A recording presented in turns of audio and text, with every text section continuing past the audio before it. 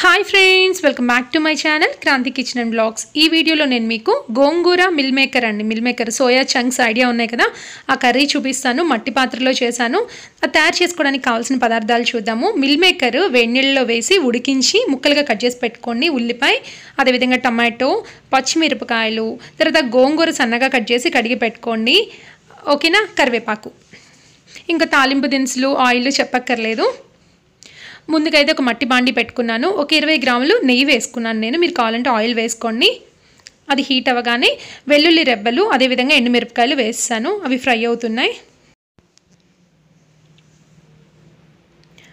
ఇప్పుడు పచ్చెనగపప్పు, సాయమినపప్పు, అదేవిధంగా ఆవాలు, జీలకర్ర వేసేసుకుందాం.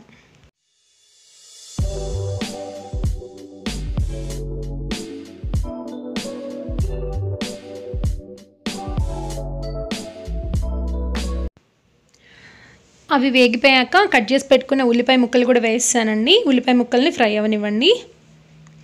తర్వాత పచ్చిమిరపకాయలు కూడా వేసాను. చిన్న టమాటా ముక్క కూడా అందులో పడిందనమాట. అవి ఫ్రై అయిపోతున్నాయి. తర్వాత కరివేపాకు కూడా యాడ్ చేశాను.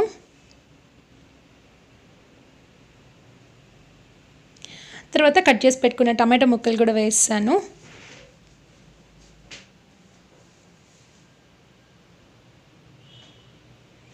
ఇప్పుడు అల్లం వెల్లుల్లి పేస్ట్ వేసాను, ఒక 3 స్పూన్లు.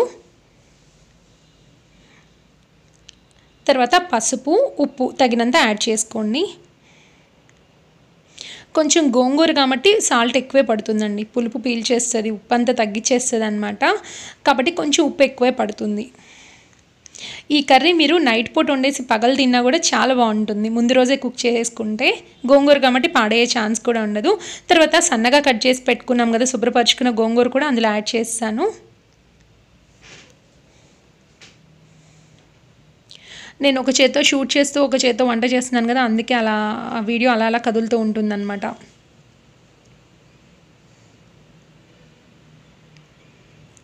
గోంగూర ఊరికే మగ్గిపోయింది. తర్వాత కొంచెం వాటర్ యాడ్ చేశానండి, ఎక్కువ కాదు, లైట్గా వాటర్ యాడ్ చేసి మూత పెట్టేశాను. చక్కగా ఉడికిపోయి ఆయిల్ బయటకు వచ్చేస్తుంది. నెయ్యి వేసాం కదా, అది బయటకు వస్తుంది. మీరు సేమ్ ఇప్పుడు నేను ఎలా చేస్తున్నానో దాంతో గోంగూర చికెన్ చేసుకోవచ్చు, లేదంటే దోసకాయ మిల్ మేకర్ చేసుకోవచ్చు. గోంగూర పడిన వాళ్ళు గోంగూర ప్లేస్లో దోసకాయ వేసుకొని మిల్ మేకర్స్తో చేసుకోవచ్చు. ఇప్పుడు కట్ చేసి పెట్టుకున్న మిల్ మేకర్ ఉన్నాయి కదండి, ఆ మిల్ మేకర్ అందులో వేసి బాగా కలిపెట్టేసేయండి. తర్వాత కారం, కొంచెం పంచదార అండి, లైట్గా పంచదార. గోంగూర కోసం వేసాం కాబట్టి లైట్గా పంచదార వేసాను. అది వద్దు అనుకుని అబౌట్ చేసేయండి.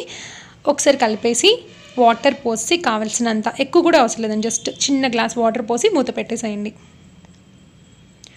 తర్వాత మూత తీసి చూస్తే మనకి మగ్గిపోయి కనిపిస్తుంది మెత్తగా. గోంగూర అంతా కూడా ఉడికిపోతుంది. ఇంకో విధంగా కూడా చేసుకోవచ్చు. మీరు గోంగూర ఇలా కట్ చేసి కాకుండా గోంగూరని పేస్ట్ చేసి కూడా యాడ్ చేసుకోవచ్చు, బట్ ఇలా బాగుంటుంది. తర్వాత ధనియా పౌడర్, జీరా పౌడర్ వేస్తాను. ఒకసారి కలపెట్టేసి కొత్తిమీర వేసేద్దాం. చాలా కమ్మగా ఉంటుంది. ఒకసారి ట్రై చేసి చూడండి.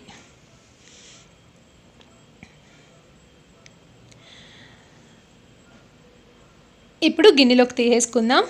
ఈ గదిలో లైటింగ్ చాలా తక్కువ ఉంది, అందుకే మీకు సరిగ్గా కనిపించట్లేదు.